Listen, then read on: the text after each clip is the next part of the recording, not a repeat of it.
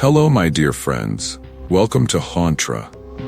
Make sure to hit the subscribe button and press the bell icon so that you don't miss any exciting coming up videos.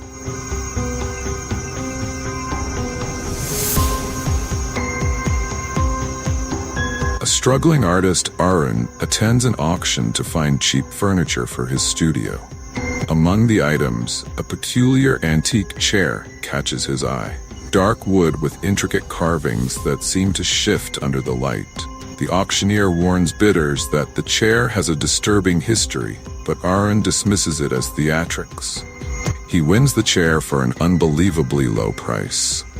That night, as he places it in his studio, he notices it feels oddly warm to the touch. His dog, Max, growls and avoids the chair entirely. Arun brushes it off and goes to bed. He dreams of an old man whispering unintelligibly, his voice growing louder until Arun wakes in a cold sweat. The chair is now in the corner of his bedroom, though he distinctly remembers leaving it in the studio. The next morning, Arun sketches the chair, captivated by its details. Each stroke of his pencil seems guided by an unseen force, making the artwork lifelike and haunting. When finished, the drawing shows a shadowy figure sitting in the chair. Confused, he tries to erase the figure, but it remains etched into the paper. His dog barks at the sketch and refuses to enter the studio. That night, strange whispers echo in the house, growing louder as Arun nears the chair. He checks his doors and windows, all securely locked. Exhausted, he falls asleep on the sofa, avoiding his bedroom. Arun wakes up to the sound of creaking wood and whispers. He cautiously steps toward the studio, where the sounds grow louder. The chair creaks as if someone is sitting in it, though it's empty. A cold draft sends shivers down his spine, and he notices the chair rocking slightly on its own. Max growls at the doorway, but refuses to enter. Arun musters the courage to touch the chair, which is ice cold despite the warm room. As he retreats, he swears he hears a deep, guttural laugh. Arun's friend Rajat visits and immediately comments on the ominous aura of the chair. Arun laughs nervously but doesn't share his recent experiences. Rajat jokingly sits on the chair, only to leap up moments later, claiming he felt a hand on his shoulder. Arun insists he's imagining things, but Rajat looks pale and uneasy. Later, Rajat texts Arun saying he can't sleep and feels watched. Arun decides to move the chair to the attic. He notices claw-like scratches on the floor where the chair stood. Arun drags the chair to the attic, struggling as it feels much heavier than before.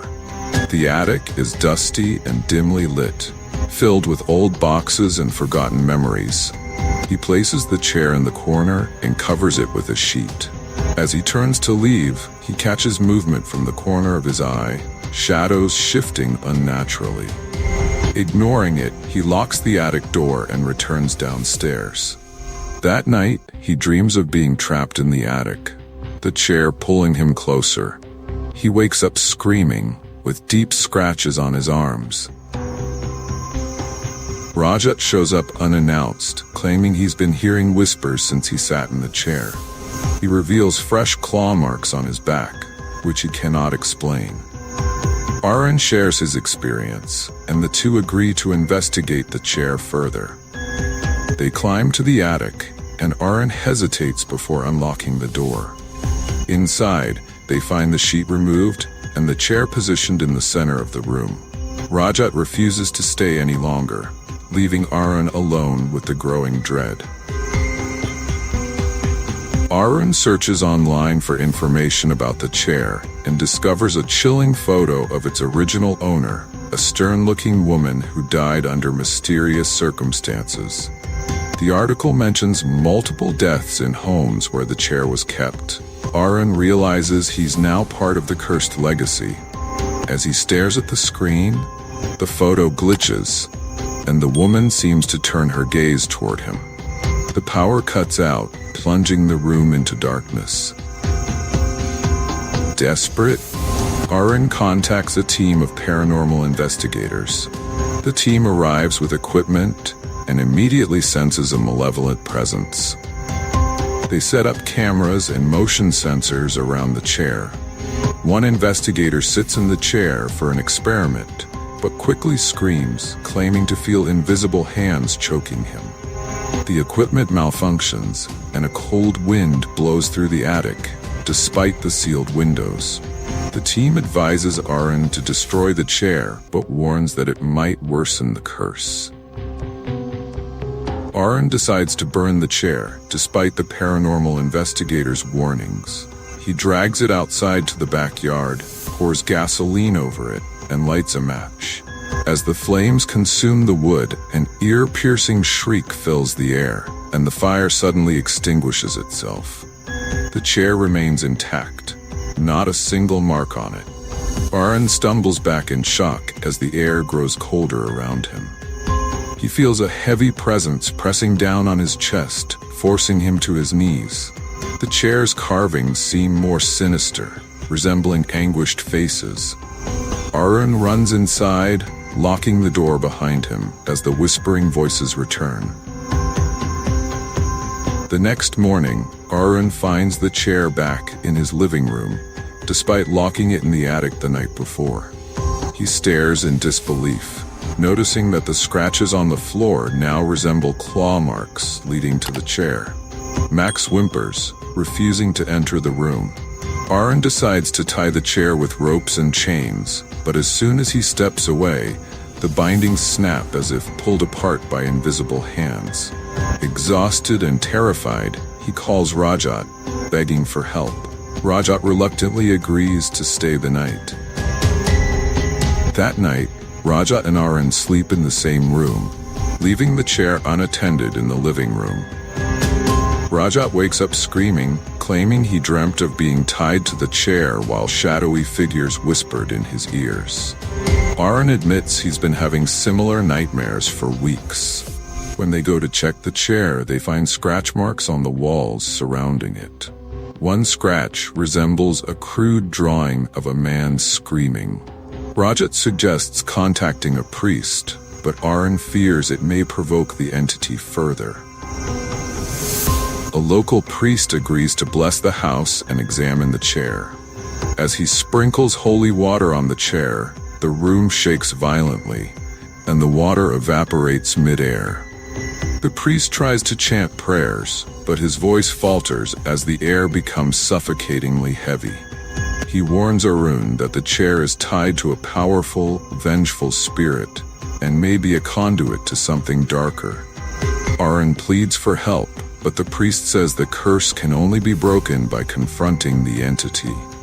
The priest leaves, shaken, advising Arun to prepare for a difficult battle.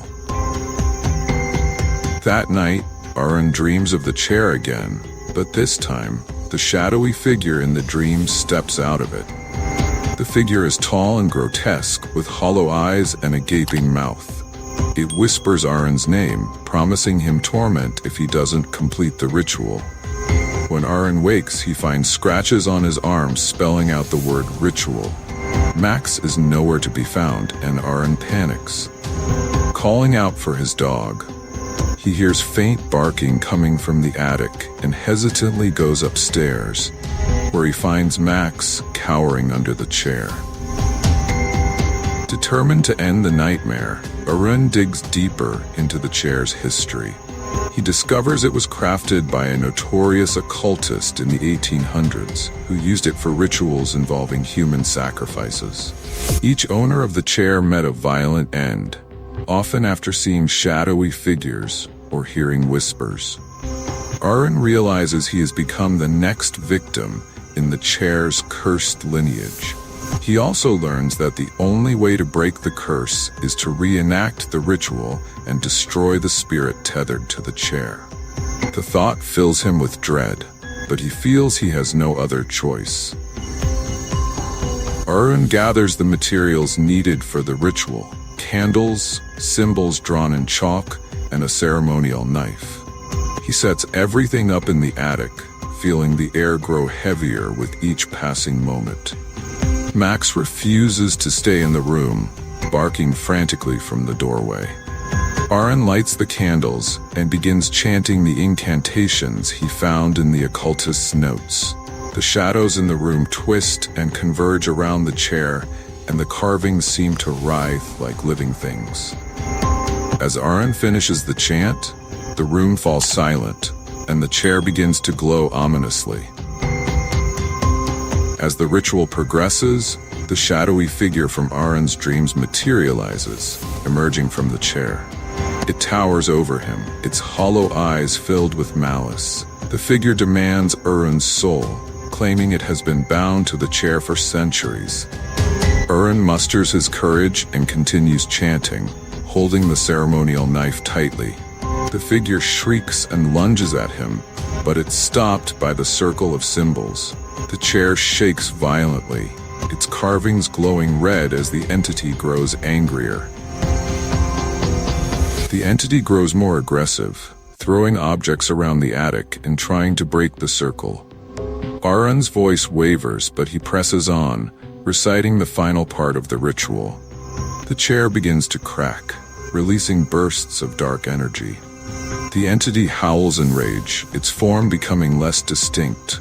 Max suddenly runs into the attic, barking furiously, providing Aaron with a moment of renewed courage. With one final chant, Aaron plunges the knife into the chair, shattering it into pieces. As the chair breaks, the room becomes eerily quiet. The shadows retreat, and the oppressive atmosphere lifts. Aaron collapses to the floor, exhausted but relieved. Max licks his face, bringing him back to reality. He gathers the broken pieces of the chair and burns them in the backyard. This time, the wood burns completely, leaving only ashes. Aaron feels a sense of closure, though he knows he will never forget the horrors he endured. Aaron decides to move to a new house, leaving behind the memories of the cursed chair. He returns to his art, painting serene landscapes to cleanse his mind. Max seems happier, no longer growling at unseen forces. Though the nightmares have stopped, Aaron occasionally feels like he's being watched. He dismisses it as paranoia, focusing on rebuilding his life.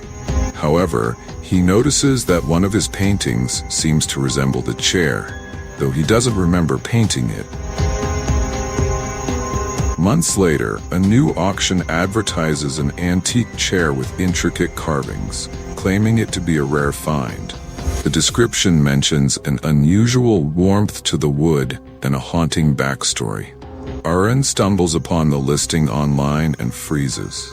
It's the same chair, perfectly restored, as if it had never been destroyed. A chilling whisper echoes through the room. "You can't destroy me." Aaron closes his laptop, his heart racing, realizing the curse is far from over. Thanks for watching, and do not forget to like, share, and subscribe our channel for more new videos.